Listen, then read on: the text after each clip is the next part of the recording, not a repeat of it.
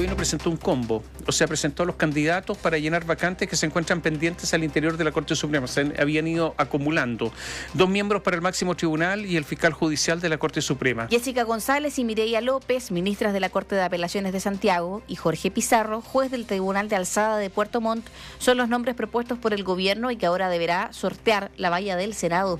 Néstor Aburto, muy buenos días. ¿Cómo están? Muy buenos días. Tú lo mencionabas, Tomás. Creo que esa es la forma más correcta de poder explicar a los auditores qué es lo que está ofreciendo el gobierno respecto a este mandato que tiene el presidente, que él designa dentro de los nombres que se proponen por parte de la misma, como dicen los abogados, excelentísima Corte Suprema, y de allí esos nombres deben ser confirmados o rechazados por el Senado. Y ayer el gobierno del presidente Gabriel Boric tomó una decisión después de tener mucho tiempo esto retenido sin poder o tener capacidad de un acuerdo sustantivo para poder sellarlo.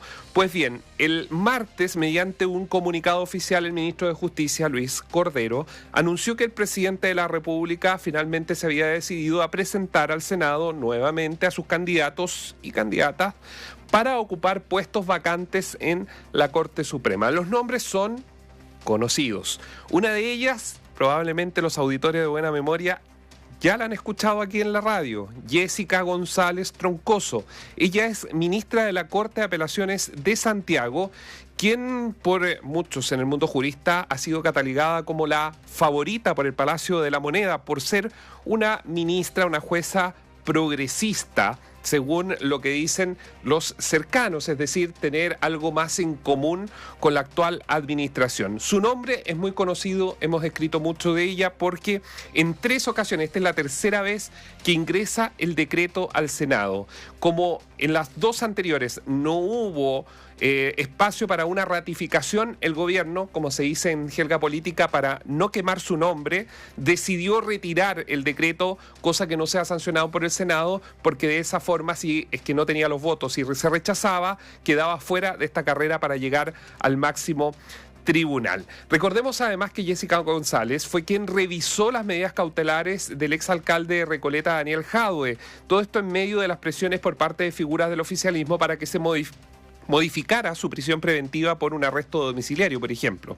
Otro nombre en esta lista de las que propuso el presidente el día de ayer es el de Mireia López Miranda, también ministra de la Corte de Apelaciones de Santiago, candidata a ocupar la vacante creada tras la jubilación de Haroldo Brito, quien tras 50 años de carrera dejó su cargo a inicios de diciembre de 2023. El otro cargo que postula es Jorge Pizarro Astudillo, actual ministro de la Corte de Apelaciones de Puerto Montt. Él podría ocupar la vacante que fue originada en la Fiscalía de la Corte Suprema por la jubilación de Elía Cabello Abdala. Pizarro Astudillo en octubre del 2023 fue incluido en la quina enviada de la Corte Suprema al Ejecutivo para el cargo de fiscal, siendo elegido por el mandatario finalmente. Ante esta nueva incursión del gobierno, el senador y presidente de la Comisión de Constitución y Justicia, Alfonso Durresti, señaló que para evitar un nuevo fracaso, como ha pasado con el de Jessica González, que antes de votarla y al no tener los votos mejor se retiran los decretos, será necesario, dice Durresti, llegar a un consenso amplio dentro del Senado. Siempre es azarosa esta situación y lo importante es que acá se está proponiendo a 2 supremos, en este caso también 2 mujeres, que es importante en materia de igualdad, y también un fiscal. Yo creo que es importante tomarse el tiempo necesario, pero sobre todo poder arribar a una propuesta que tenga un amplio apoyo transversal. Consenso es lo que ha faltado o ha fallado también por parte del gobierno en estos nombramientos para llegar a un gran acuerdo en el Senado. Recordar que tras la salida de Jorge Abbott en septiembre del 2022, recién en enero del 2023 se logró que Ángel Valencia llegara a ocupar ese puesto después de varios meses de negociación. Otro caso es la Contraloría General de la República, que desde que se fue Jorge Bermúdez en diciembre del año pasado, todavía no se ha podido llegar a un acuerdo general con la oposición e incluso dentro del mismo oficialismo, también esto es importante, para un nombramiento. Uno de los nombres que genera evidentemente más consenso, el de Dorothy Pérez, que es la Contralora subrogante. Sin embargo, el gobierno no ha logrado establecer una mayoría para poder nominarla y que sea obviamente votado en el Senado. Precisamente ante esto último, lo de Dorothy Pérez, el senador de la UDI, José Durana, le pidió al gobierno repensar sus prioridades en cuanto a nombres para estos cargos. El gobierno equivoca sus prioridades. Lamentablemente, hoy día busca espacios políticos a través también de la absoluta necesidad que tenemos por llenar los cargos de la Suprema, pero al menos creo interpretar a mi sector político en razón de decir, primero definamos el nombre de quien va a ser Contralor General de la República. Claro, y aquí es donde la pregunta está... que uno se puede hacer es cuál es la negociación que ha habido y quién más va a formar parte de esta negociación, que muchas veces, como dijo en su minuto Andrés Saldívar, corresponde a una cocina selecta, muy pequeña, de chefs que preparan estos platillos respecto a qué es lo que va finalmente a ocurrir en el caso de la Contraloría por 8 años y en caso de los ministros de la Suprema o el fiscal judicial es hasta que cumplan 75 años. O sea, es decir, es mucho tiempo en la mayoría de los casos. La candidatura especialmente de Jessica González ha sido un verdadero dolor de cabeza para el presidente Boric, ya que el gobierno nuevamente intenta llegar a un acuerdo en el Senado para poner justamente a González en el máximo tribunal del país. Si bien han habido complicaciones en el camino, al menos en junio pasado, González Troncoso pasó uno de los filtros, que era importante, que era el de la Comisión de Constitución del Senado, donde fue aprobado su nombramiento por 4 votos contra 1. Sin embargo, al mes siguiente, el presidente Boric retiró el nombre de Jessica González del camino a la Suprema, donde en esa oportunidad el ministro de Justicia, Luis Cordero, señaló a Biobío La Radio, en exclusiva, que la decisión del Ejecutivo es estrictamente para ordenar el debate del orden de los nombramientos, dijo el ministro de Justicia. ¿Por qué ha sido tan difícil para el gobierno estas designaciones? Consultamos a algunos especialistas quienes apuntan a una necesidad de modificar los plazos de este proceso, evitando así extender estos debates o las vacancias definitivamente. Al respecto, Catalina Salem, que es profesora investigadora del Centro de Justicia Constitucional de la Universidad del Desarrollo, sostuvo que el sistema falla en su diseño ante la falta de incentivos para apurar los nombramientos. Existe un amplio consenso en la academia y en el propio Poder Judicial para modificar el sistema de nombramientos a objeto de mejorarlo. Solo a modo ejemplar, en la propuesta constitucional de 2023 se establecían plazos tanto para el presidente de la República como para el Senado a efectos de llevar a cabo la designación, impidiendo la existencia de vacancias prolongadas.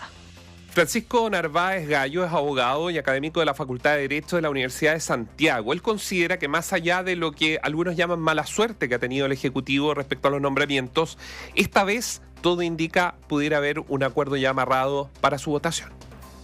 Si nosotros quisiéramos ir por un sistema de meritocracia y de calificación curricular, deberíamos crear una suerte de comisiones de expertos muy similar a lo que es en alta dirección pública. Se requiere replantear el sistema para que no sea un sistema de prebenda y de favores políticos y favor administrativo y que la injerencia política de la coyuntura de la composición del Senado o del presidente de la República que haya sido debidamente electo en el periodo de nombramiento no tengan una mayor injerencia.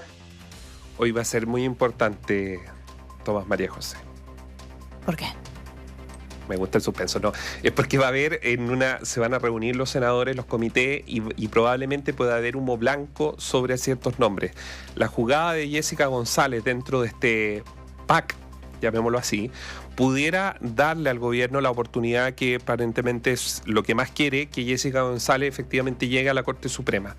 ¿Por qué? Porque lo que nosotros sabemos, tanto en el caso de Mireya López como el del mismo ministro Pizarro, hay un cierto consenso por su currículum, por su trayectoria, en el caso del ministro Jorge Pizarro en Puerto Montt y en el caso de Mireya López también en Santiago. Si aquí el problema o la piedra de tope era Jessica González, con algunos sectores que consideraban que Jessica, o consideran, o mejor dicho, consideraban, porque están cambiando su opinión aparentemente, consideraban que Jessica González era, digamos, su lectura sobre los cuerpos legales o las leyes básicamente era demasiado progresista, tenía una visión muy antagónica a otros ministros, por ejemplo, la misma Corte de Santiago, y eso generaba ruido.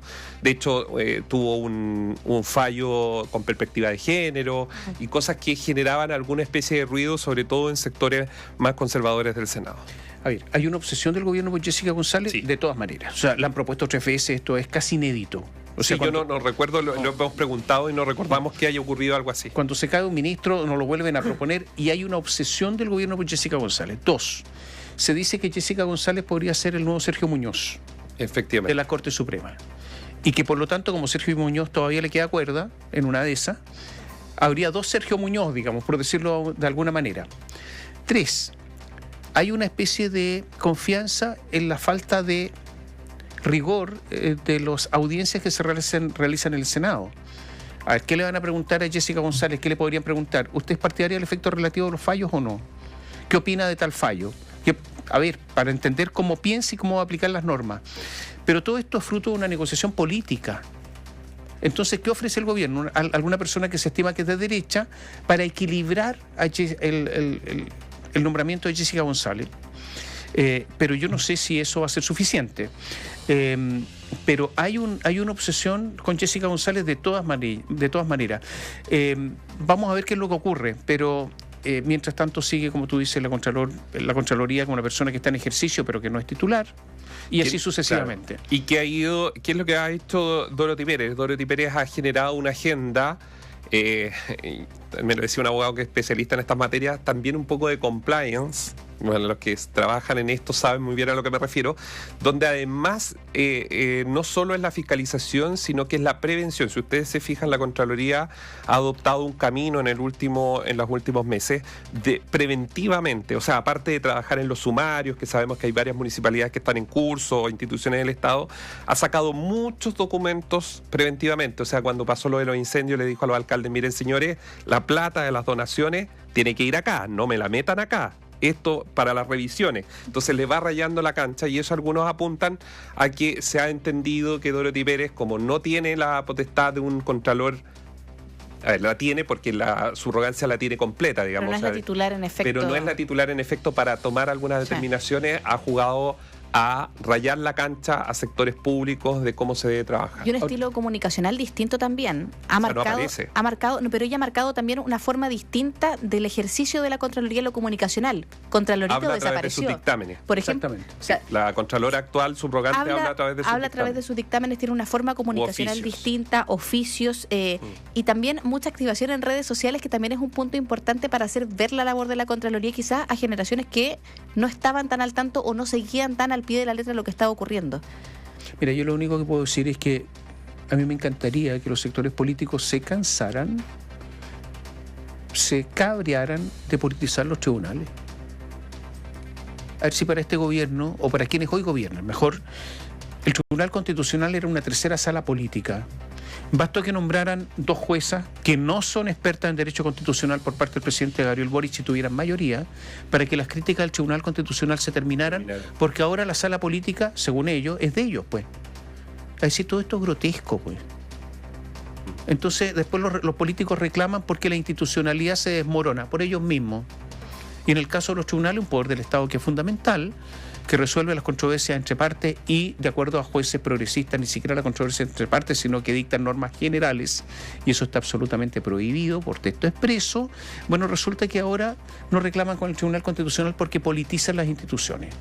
Entonces, al final está esto y no hay ningún interés en mejorar esto, porque fíjate, Néstor, y para terminar, se habla de alta dirección pública, que también está politizada. Y no me vengan con historia, eso es así. ¿Por qué en el caso de los notarios, en la reforma de los notarios, esto está vinculado al Poder Judicial, ¿no es cierto?, que hacer las listas de los notarios para que el presidente elija? ¿Por qué en el caso de los notarios no hay simplemente un examen y sale elegido el que ganó en el examen? un examen de conocimiento. ¿Por qué resulta que en la reforma propuesta alta dirección pública proponen 3 nombres y quién elige al final de nuevo? El presidente de la República. ¿Por qué tiene que elegirlo el presidente al notario? ¿Por qué el presidente? ¿Qué tiene que ver eso con las facultades de gobierno? Ninguna. Siempre la política o los políticos se guardan para ellos la última decisión. Y esto el ministro Cordero lo sabe porque él está proponiendo esta reforma que es mala. No porque no haya que reformar, sino porque de nuevo está la política metiendo la cola. De hecho, ahora queda principalmente la política a cargo de exactamente, la ni siquiera el Poder Judicial, hay más influencia política incluso. Entonces ya está bueno. Entonces aquí sería rico Lampedusa. Cambia para que nada cambie. Rico. En Chile sería un millonario. Entonces ya está bueno. Con esto termino. Lo otro, la designación del fiscal judicial, el ministro Pizarro, es muy importante. Probablemente la cultura general, porque uno no sabe el detalle, no sabe lo que significa el fiscal judicial de la Corte Suprema, pero es un cargo muy, muy importante y que durante los últimos años, para que los auditores sepan, estuvo bajo escrutinio sistemático, no solo de nosotros, sino internamente dentro del sistema de justicia, porque Elía Cabello era pareja de un ministro que incluso fue entre el 2018 y el 2019, fue presidente de la Corte Suprema. Usted comprenderá que la fiscal judicial y quien ejerció el máximo poder de donde ella era fiscal judicial era prácticamente incompatible, pero bueno, cosas que pasan en Chile, nadie dijo nada al final. Un cierto control también de la Academia Judicial, que ha sido brutal y que probablemente eso también tiene impacto en lo que muchas veces estamos cuestionando sobre la calidad y competencia de algunos jueces a lo largo del país. Sobre su visión. Por eso. Su visión y su aproximación al derecho. Gracias, Néstor. Que estén bien. Buenos días.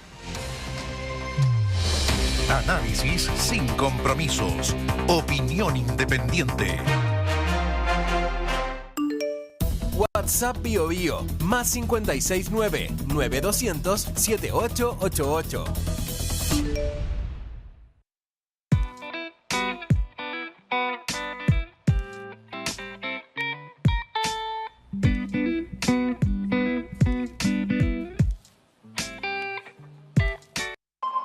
Lo que está ocurriendo. Está en Radiograma.